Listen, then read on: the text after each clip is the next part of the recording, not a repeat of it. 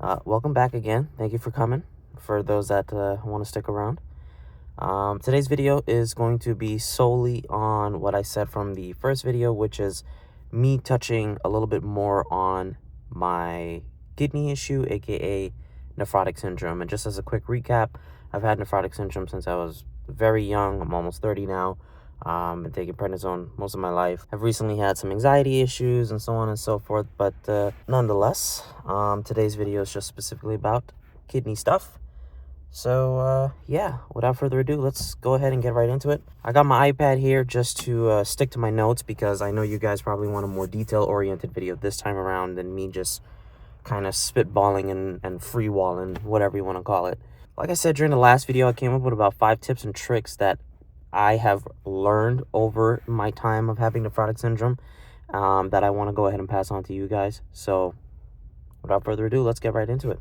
Now, actually, you know what? Before I get into it, and I'm going to read this verbatim the way I wrote it, because I want to be as precise and as detailed as I possibly can be. So here is my disclaimer to you guys about these tips and tricks, or about any of the videos that I do here. I am not a medically trained or licensed medical professional. My tips and tricks in this video and any subsequent video I make about any type of medical thing are not meant to replace actual medical treatment for the condition you may have. If you are experiencing symptoms of your particular condition, I highly recommend, I highly suggest that you go over it with either your primary care or your specialist doctor as needed. These tips and tricks that I'm about to give to you are only meant to be, in a sense, maybe a temporary fix to maybe a little bit more of a permanent fix, because of some of the tips that I've got later on out of the 5. But majority of the time, it's going to be a temporary fix. Just please go ahead and follow what your doctor says for the most part. And if these tips and tricks work for you, they work for you. If they do not, I apologize. It's just, obviously it depends on your condition. It depends on what you have, if any of these things are going to work. All right. Now, let's get into it. Tip number 1, watch your diet. Now, those with nephrotic syndrome, I'm sure you already know about this, but if you don't know about it and you have nephrotic syndrome, let's get into it. Reduce your salt content whenever you're eating. Unfortunately, I didn't listen to this in the past, so obviously I'm suffering some consequences now. Reduce your protein intake. I believe, if I'm not mistaken, protein intake is about roughly the same as what you weigh in kilos, I think, if that makes sense. So I'm roughly about 70 kilos.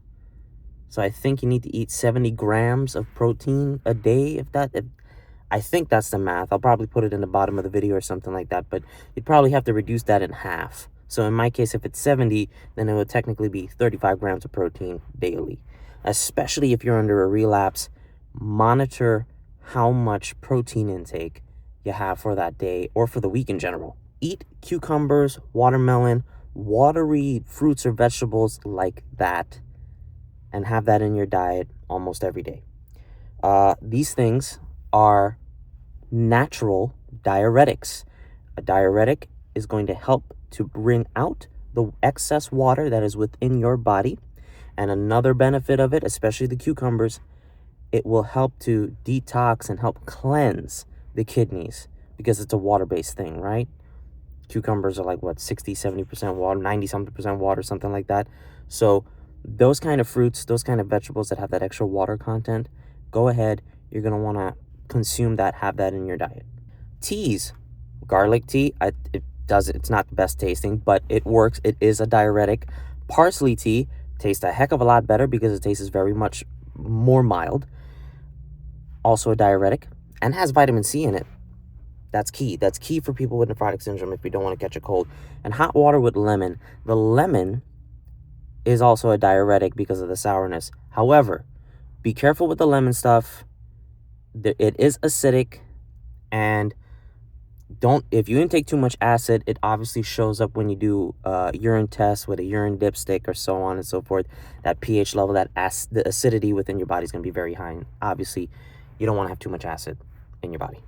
Eat heart healthy things. Now, I want to read this again as I wrote it here. So, nephrotic syndrome, as I've learned through the years, and as some of you may have learned, does correlate with high cholesterol when you're in the middle of a relapse. At least for me, when I'm in the middle of a relapse, my cholesterol skyrockets. There's also another purpose about the heart healthy stuff, and that's tip number 5, and I'll get to that when we get to that. Tip number 2, exercise. Now, extended use of prednisone, especially in my case, because I've been using prednisone since I was a very, very young boy, it does lead to a loss in bone density over time. So you're going to want to exercise and do some things to go ahead and gain some muscle mass to try and help out with some of the bone mass loss. Now, something else that exercise can help out with is anxiety. Exercise has been known to help alleviate or even decrease anxiety over time in people. Now, why am I bringing up anxiety?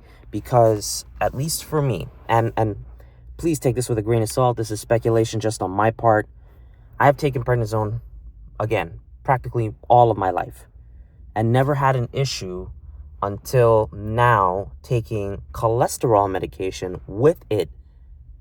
And with the combination of the two, I mean, I've read side effects on the internet, but obviously the internet is an evil place. But with the combination of the two, there is a possibility that that's the reason why I'm having these anxiety issues. Again, take it with a grain of salt. I know there's a medical professional somewhere that's probably going to try and comment in the comment section down below and say, oh, there's no correlation with this, that, and the third. Let me tell you something. There is no medically trained professional that can predict any side effect within all of their patients. It's just how the patient's body is going to react with that particular drug or prescription medication, whatever case you want to call it. So that's just my speculation, but exercise does help to alleviate anxiety. Exercise does also, again, help to get that muscle mass gained. In reality, there's no need to do any intense exercise. Really and truly, any type of cardio exercise. So go for a brisk walk, go for a run on a treadmill, do some cycling, do some of this, do some of that. Just that kind of exercise alone with some minor, weightlifting, dumbbell lifting, whatever you want to call it. I think that's more than enough for folks like me, like those that have nephrotic syndrome, again, with the bone mass loss, just to gain some muscle to replace that bone mass loss so that, obviously you're not going to be fracturing bones anytime soon, right? Tip number 3, take vitamins. This one is super duper easy. You're going to want to go ahead and take some key vitamins here. It's going to be your B complex. That's going to give you energy. That's going to have all your B vitamins in it. Omega-3s for the heart. Helps you to be heart healthy with the whole cholesterol thing and so on and so forth. Cod liver oil, the gels or the liquid. The liquid tastes yuck. I'll take the gels any day. But cod liver oil for immune system health, right? We are immunocompromised, those of us that have nephrotic syndrome or anybody that has a medical condition. We are immunocompromised. Take cod liver oil. That is going to help. Definitely going to help, especially when it's cold and flu season. Another thing to go ahead and take, let's see here. The most important one of all, especially if you are just like me and you've been taking prednisone for an extended period of time, vitamin D. I can't tell you how important taking vitamin D is. It is extremely important for you to go ahead and take that. Sorry, that's the monitor thing. I have a heart monitor on because of all the anxiety stuff. So they just want to check some things out, but that's a different story. Tip number 4. Find an internist. Now, for those that are unaware what an internist is, or in this case, an internal medicine doctor, it's game-changing. I never knew these types of doctors existed until this year, 2024. I was completely in the dark. I just thought there was your general doctor and primary care, and to me, I thought, well, why see a primary care when I have a specialist for kidney stuff, right? Well, an internist, or again, a internal medicine doctor, is a type of doctor that I guess you can say is a level advanced from your basic general care doctor. Now, don't get me wrong, any any normal person in any other normal circumstance, a general care doctor is more than sufficient for you. An internal medicine doctor, however, is a little bit more well-versed, especially for those that do have conditions, such as nephrotic syndrome, or such as heart conditions, or such as liver conditions, or so on and so forth. They're just a little bit more well-versed. It's like one step below before getting an actual specialist to go ahead and take a look. I can't tell you how relieved I was from the first visit that I had with my internal medicine doctor. That first visit, he was ticking off all the boxes for me. I was like, wow, really? You know all of this? I've gone to other general care doctors, and it's like, wishy-washy. Oh, you should see a specialist. But nope, internist, boom, boom, boom, boom, boom, right on the dot. So get yourself, if you do have a condition of some sort, get yourself an internal medicine doctor. So long as it's allowed under your insurance, you can go ahead and make the copay if there's a copay, so on and so forth. Obviously, they are a little bit more pricey than your general doctor. But if you can get an internal medicine doctor, especially to go ahead and take a look at your condition, I think you'll be solid. Now, tip number 5. And to me, this is the most important tip. Like I mentioned earlier from the first tip, going to tip number 5, I think this is something that I wish I knew a lot sooner. It's something I wish I got a little bit more guidance on. Swelling due to edema has effects on the heart for blood pressure reasons. It can have effects on the heart for oxygen. Wow, tongue twister there. Oxygen saturation levels. That is very important. The lower your saturations, your lips start to go blue, your fingertips start to go blue, your toenails, everything just start to go blue, and you just start to become super tired and not willing to do anything. That is very bad. Very, very bad. Now, knock on wood, whatever the case may be, fingers crossed, thank God, I've never been in a situation myself where my saturations have gone down that low. That being said, when swelling up, you do have there is the possibility of saturations going down, your blood pressure starting to go up, because with all that water and all that stuff, it's starting to get a little bit hard for the heart to pump the blood to where it needs to go. Cholesterol, again, is another huge issue, especially, at least for me, when having a relapse with nephrotic syndrome, it skyrockets. Prednisone can make, one of the side effects is heart palpitations. Now, that being said, most medications do cause some type of heart palpitation, but obviously with my use and with others' uses of extended period of time with prednisone, yes, heart palpitations is a thing. So with all of these key things, honestly, think about it. Why not get a cardiologist? Why not? Why don't people tell folks with nephrotic syndrome to go ahead and also schedule things with a cardiologist?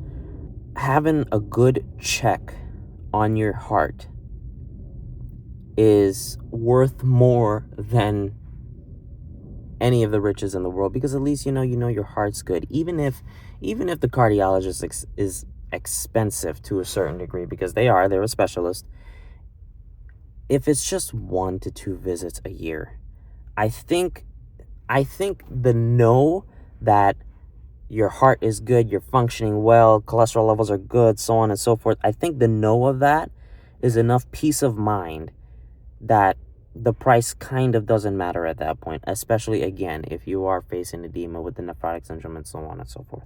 Those are my 5 tips. If you like this video, please go ahead, hit that like button, hit the subscribe button. I will be coming up with more videos as time goes on. Again, I'm not exactly sure what this channel is going to be just yet. I have a lot of ideas of what I want to do and how I want to do things and so on and so forth. Sometimes it's going to be motivation. Sometimes it's going to be the health stuff. Sometimes it's just going to be tips and tricks that I have learned over the years that, again, like I said in the first video, could help the younger generation, especially someone like my daughter. I love my little girl, and I don't want her to grow up without any type of possible guidance, especially later on in life, So, again, thank you guys for watching. I truly, truly appreciate you guys coming back. Again, if you like the video, please hit that like, hit the subscribe button. Let's try to build this thing. Again, like I said, I don't care about the whole community thing, okay? We're human beings, and human beings need help. So, let's help each other, yeah? Yeah. All right. I will catch you guys in the next video. I got to go drive home now. All right.